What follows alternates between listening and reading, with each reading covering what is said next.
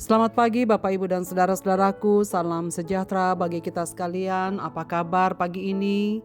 Harapan dan doa saya kita semua tetap dalam keadaan sehat, tetap bahagia, dan selalu semangat dalam anugerah Tuhan kita Yesus Kristus. Senang sekali kita berjumpa kembali pada pagi ini. Mari kita bersama-sama merendahkan diri di hadapan Tuhan untuk menerima sabdanya. Semoga menjadi pandu kita untuk berjalan di hari ini. Pagi ini kita akan membaca Amsal pasal 10 ayat 3 sampai ayat yang ke-6 demikian. Tuhan tidak membiarkan orang benar menderita kelaparan, tetapi keinginan orang fasik ditolaknya. Tangan yang lamban membuat miskin, tetapi tangan orang miskin menjadikan kaya. Siapa mengumpulkan pada musim panas ia berakal budi, siapa tidur pada waktu panen membuat malu. Berkat ada di atas kepala orang benar, tetapi orang fasik menyembunyikan kelaliman. Saudara-saudaraku yang dikasihi Tuhan, dalam kitab Amsal 10, kita menemukan ada 3 berkat yang diterima dari Allah bagi anak-anaknya. Yang pertama anak, berkat anak, yang kedua harta milik, dan yang ketiga relasi dengan sesama. Dalam renungan pagi kemarin kita telah mendengar berkat Tuhan melalui anak-anak yang dianugerahkan kepada orang tua. Jika sekiranya orang tua mendidik anak-anaknya dengan kebijaksanaan, maka anak-anak tidak akan mendatangkan kedukaan pada orang tuanya, tetapi akan mendatangkan kebahagiaan. Dan berkat yang kedua yang kita baca pagi ini adalah tentang terkait harta milik. Dalam ayat 2-5 pembacaan kita memperlihatkan kontras antara sikap yang benar terhadap harta dan pekerjaan dengan sikap yang salah atau keliru. Sikap yang benar berwujud dalam pengelolaan hidup yang rajin dan bertanggung jawab.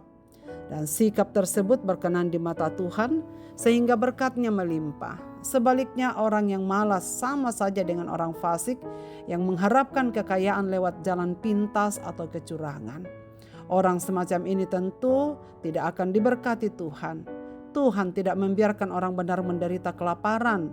Amsal bukan hanya mengajari orang untuk bersikap anti kekayaan, malah Tuhan janjikan akan mencukupi semua yang umat-umatnya butuhkan. Jelas Tuhan membuat pemisahan berkat untuk orang-orang benar dan orang-orang fasik.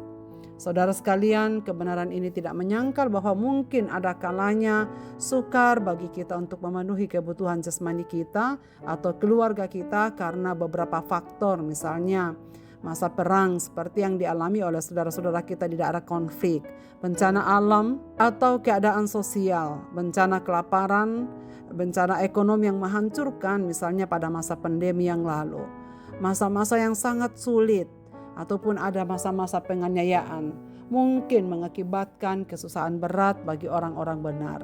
Tetapi yang kita tahu dengan pasti, situasi apapun yang terjadi dalam kehidupan umat-umatnya, tangan Tuhan akan tetap memelihara, asal saja tetap berjuang, bertanggung jawab dan rajin sebagai ciri orang-orang benar. Sebab mata Tuhan akan tetap memelihara. Amsal ini menguraikan jaminan pemeliharaannya dan penyediaan Allah yang umum untuk memenuhi kebutuhan jasmani orang-orang benar. Dalam Matius pasal 6 ayat 11 kita diperintahkan oleh Tuhan Yesus untuk berdoa. Berikanlah kami pada hari ini makanan kami yang secukupnya.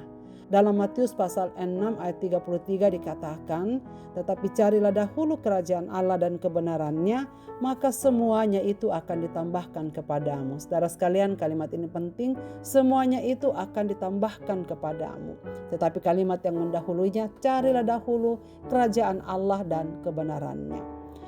Mereka yang mengikut Kristus dihimbau untuk mendahulukan kerajaan Allah dan kebenarannya atas segala yang lain.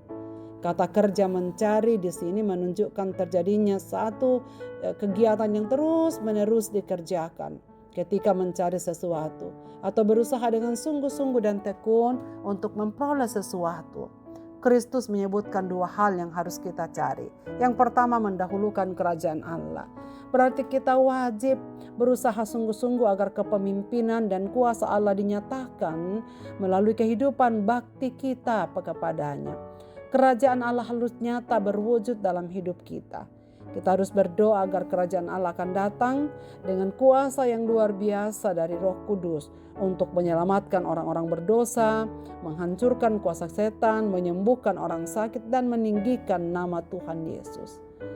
Dan mendahulukan kebenarannya, Melalui Roh Kudus kita harus berusaha untuk mentaati perintah Kristus, memilih kebenaran Kristus dan menunjukkan kasih Kristus terhadap semua orang. Itulah sebabnya orang-orang yang mendahulukan kebenarannya disebut Amsal dalam bagian ini, orang-orang yang benar. Saudara sekalian, setelah melakukan dua hal ini, Tuhan janjikan kepada orang benar, semuanya akan ditambahkan, termasuk kebutuhan jasmani hidup di dalam dunia ini. Saudara-saudaraku, maukah kita hidup di dalam berkat Tuhan? Maukah kita menikmati apa yang Tuhan janjikan sebagai orang-orang benar? Marilah kita sungguh-sungguh hidup, menunjukkan bahwa kita adalah orang-orang benar dalam keseharian kita. Janganlah mengikuti hidup orang fasik, maka percayalah hidup kita tetap akan ada di dalam genggamannya. Bagian kita adalah hidup sebagai orang benar yang mendahulukan kerajaannya dan mendahulukan kebenarannya. Maka segala sesuatu yang kita perlukan di dalam hidup ini, berkat harta benda, harta milik, dan apapun yang kita butuhkan, Tuhan sudah menyediakannya. Marilah kita berdoa. Bapa Surgawi, Bapa, di dalam nama Tuhan Yesus Kristus, kami mengucap syukur untuk firman-Mu pada pagi ini. Tuhan, ingatkan kami bahwa sebagai orang benar, hidup kami ada di dalam tangan-Mu. Engkaulah jaminan berkat yang kami punyai, yang kami hidupi, yang kami perlukan bagi pribadi, anggota keluarga kami, dan anak-anak kami, dan seluruh saudara-saudara seiman kami. Firman-Mu ini berlaku bagi setiap anak-anak-Mu, bagi orang-orang benar yang mau mendahulukan kerajaan Allah dan mendahulukan kebenaran. Yang kami tahu bahwa semua yang kami perlukan dalam hidup ini sesungguhnya Tuhanlah jaminannya. Karena itu Bapa, kami bersyukur sebagai anak-anak-Mu. Maka ajarlah kami untuk bertanggung jawab dalam segala hal yang Tuhan percayakan pada kami. Rajin melakukannya agar apa yang Tuhan janjikan sungguh-sungguh menjadi bagian kami. Hamba ingin mendoakan segenap pendengar renungan pagi ini dimanapun mereka berada yang menerima sabda-Mu pagi ini.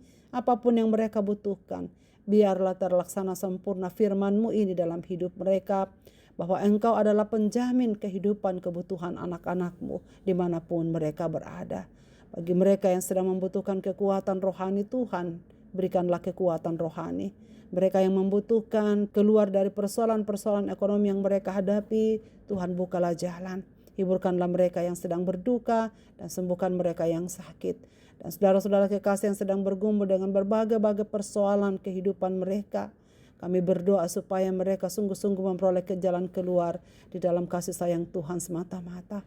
Ajarlah mereka untuk mendahulukan kerajaan-Mu di tengah-tengah kehidupan mereka, mendahulukan kebenaran, agar janji firman-Mu akan terrealisasi sempurna di dalam kehidupan mereka. Ke dalam tangan kasih-Mu Bapa, kami serahkan hidup kami di hari ini, biarlah Tuhan berjalan bersama kami. Dan firman-Mu ini menjadi pandu kami. Dalam nama Yesus Kristus Tuhan dan Juru Selamat kami berdoa. Amin. Selamat beraktivitas Bapak, Ibu, dan saudara-saudaraku. Tuhan Yesus memberkati kita sekalian.